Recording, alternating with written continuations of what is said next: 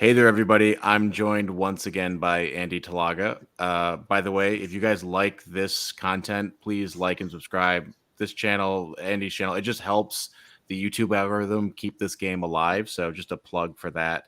We're gathered here today because Andy and I had a video maybe about 2 months ago with we kind of hit this collecting like existential crisis a little bit where what are we Yep. doing?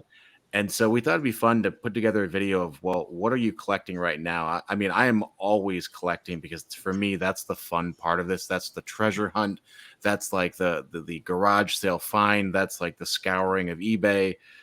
So each of us put together a little list of the 5 things that we're collecting, and we thought it'd be kind of fun to share. So I'll start off with my number one item is I am always collecting autographs. I love autograph cards.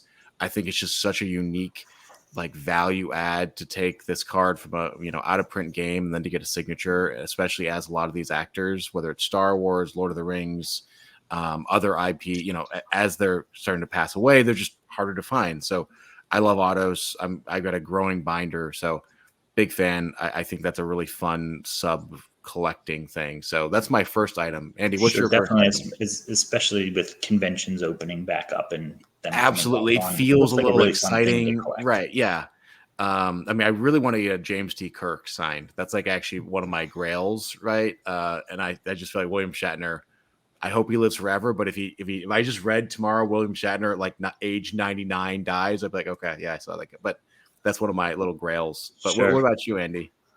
Yeah. So one of the things that I've been really getting into are different, like kind of complete collections of different games. So recently, I picked up a pretty close to complete collection of Guardian CCG, which was a game that had about 4 expansions in 1995 or so. It's kind of this like absurdist fantasy type game. So if you're like a fan of stuff like Discworld series, like by Terry Pratchett and stuff, check it Cool. out. It's pretty interesting. Yeah, the Very art looks very really cool, and I've seen a couple of the stills. I just like interesting looking games, right? I think yeah that there's so much experimental stuff happening in like the '90s with like art yeah. styles. It's a very different style game. It's almost like a board game instead of a CCG, which is pretty Um, neat.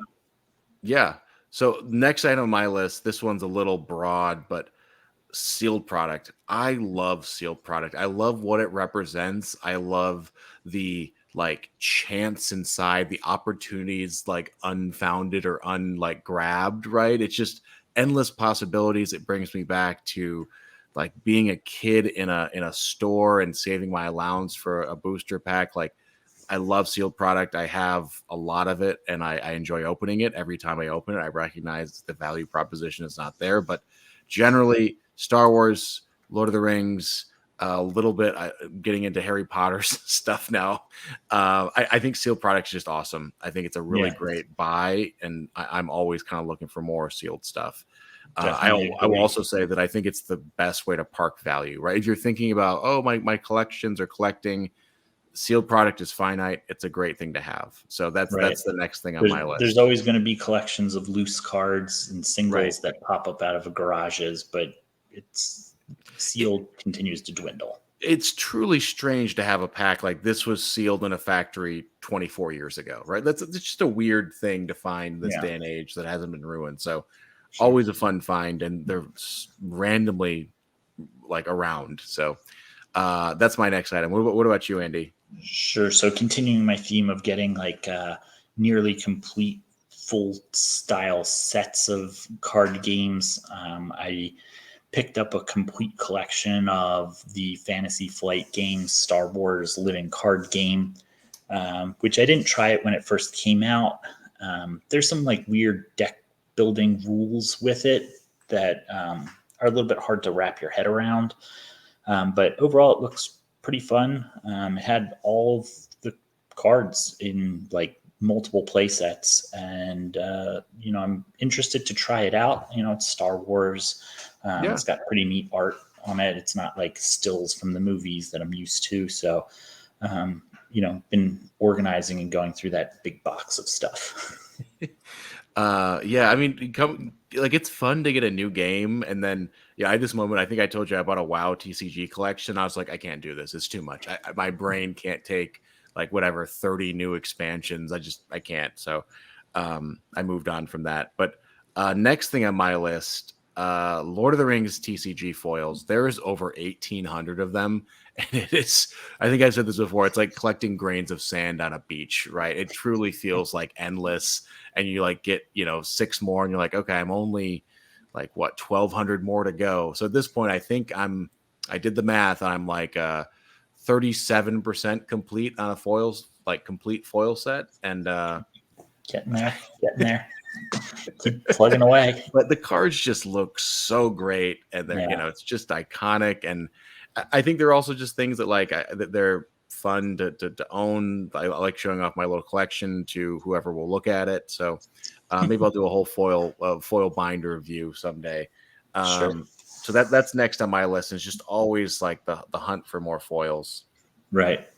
Yeah. It's a good thing. I like the way a lot of the Lord of the Rings foils look. They look pretty neat. I think Decipher learned the lessons from Star Wars CCG foils, and like, all right, Sure. we know how to do this time. Yeah. So next on my list of things that I've been doing, continuing again with complete collections of dead card games, as well as Fantasy Flight living card games. I picked up a complete collection of the Legend of the Five Rings LCG, Cool. which I played the original L5R CCG like way back in the 90s. That is a case study in how to not template cards. They look like original, like Imperial and Jade Edition or whatever. They just look awful. They're so busy. It's so hard to read the cards. The Fantasy Flight LCG is pretty different in terms of gameplay versus the actual CCG from a while ago. So it's like Legend of the Five Rings in name only. But the cards look great. They look absolutely stunning and amazing. And, it's everything. So I don't have to go hunt for anything except for like random like world championship promos and stuff, which, Right. okay, sure, I'll probably get them at some point. But, it's I do appreciate everything. how like diverse and disparate all of your collecting interests is. It's not just Star Wars. It's like many universes are Yeah. clashing here, which actually brings me my next item. As far as random new universes, I have been collecting the Conan CCG, and it has been so fun. Talk about great art on that game. It's like Sure. really been enjoying it. I have some decks that I built that I you need to get down here. We can try the game out actually, but I think Conan's a really fun game to connect. It's also only one set, so it doesn't feel too daunting. It is, Sure. finishable. So that's the next one for me. I definitely like things that have one set in them. Right. They're easy to collect. Straightforward. It's easy. Yeah, very straightforward. Yeah. So shifting out of CCGs, LCGs, card games, trading card games, but still within cards, going into graded stuff, specifically looking at.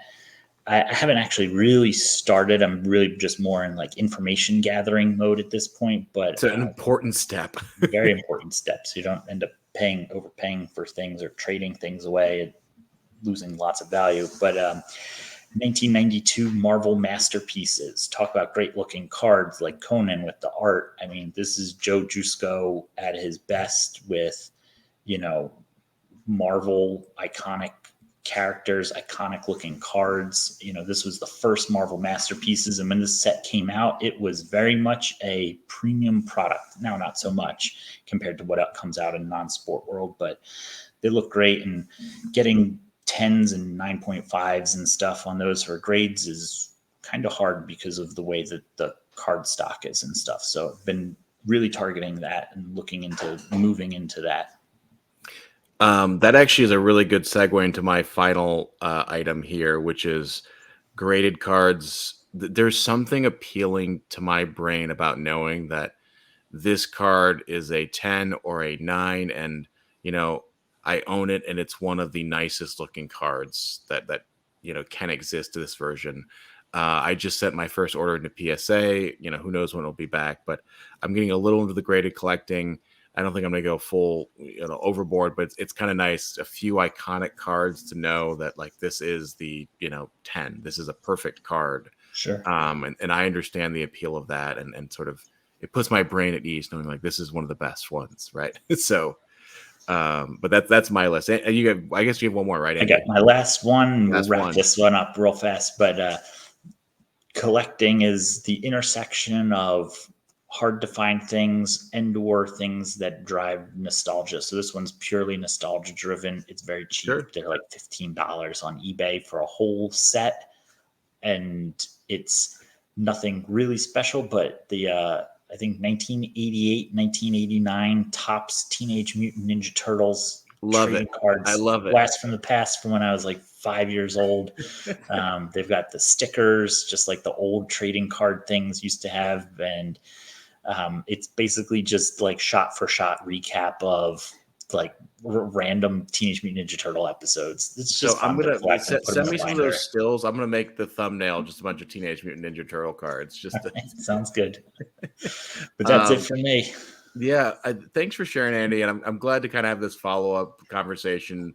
Like collecting. It's a journey. It's fun, and I highly recommend it. It's also meditative in its own way, right? There's Sure. something about it. So, thanks for joining, Andy, and we'll catch you Thank next you. time. All right.